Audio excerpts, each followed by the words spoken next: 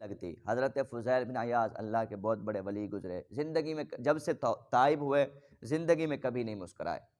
زندگی میں کبھی بھی نہیں مسکرائے۔ اب جب صرف ایک مرتبہ زندگی میں مسکرائے جب ان کا جوان بیٹا فوت ہو گیا، ان کا نام تھا علی بن فضیل۔ جب جوان بیٹا فوت ہوا تو لوگوں نے پوچھا کہ حضرت آج کیوں مسکرا رہے ہیں آپ؟ کہا کہ آج میں اپنے محبوب کی رضا پہ راضی ہو رہا ہوں، میرے رب کی رضا یہی تھی کہ میرا بیٹا چلا جائے تو میں جیسے وہ راضی ویسے میں راضی۔ یہ ہوتی ہے اولیاء اللہ کا طریق، اللہ کے ولیوں کا رستہ یہ بنتا ہے، تو ان کے لیے پھر مصیبت نہیں رہتی۔ ایک بہت ہی زبردست حدیث پاک تھی، میں آپ کو وہ سنا کے اپنے گفتگو ختم کرتا ہوں کہ حضرت سیدنا عبداللہ ابن عباس رضی اللہ تعالیٰ عنہ سے مروی ہے، آپ فرماتے ہیں، اور یہ روایت تفسیر قرطبی کے اندر بیان کی گئی ہے کہ اللہ عز و جل نے سب سے پہلی چیز جو لوح محفوظ پہ لکھی، سب سے پہلی چیز وہ یہ تھی کہ میں اللہ ہوں، میرے سوا کوئی بھی عبادت کے لائق نہیں ہے،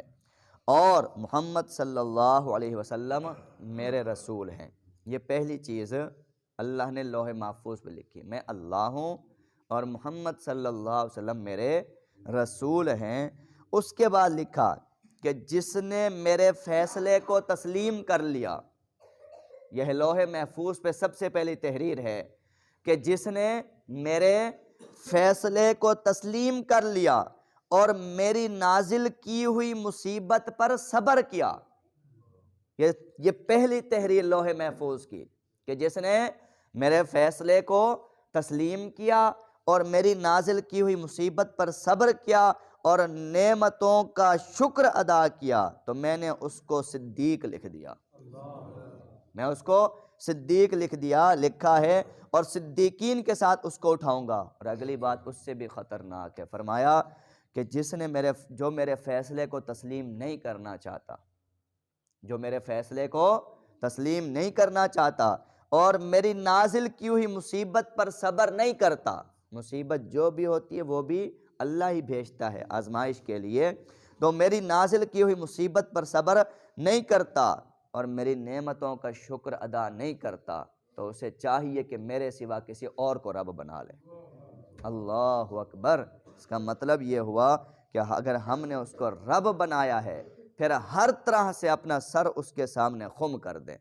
اپنا سر اس کے آگے جھکا دیں۔ اگر نعمت ہے تو بھی اس کا شکر ہے، جو کہ تکلیف آ گئی ہے تب بھی اس کا شکر ہے، اور ہر حال میں ہم جو ہے اس کے در پہ راضی ہو جائیں۔ اگر ہمارا دل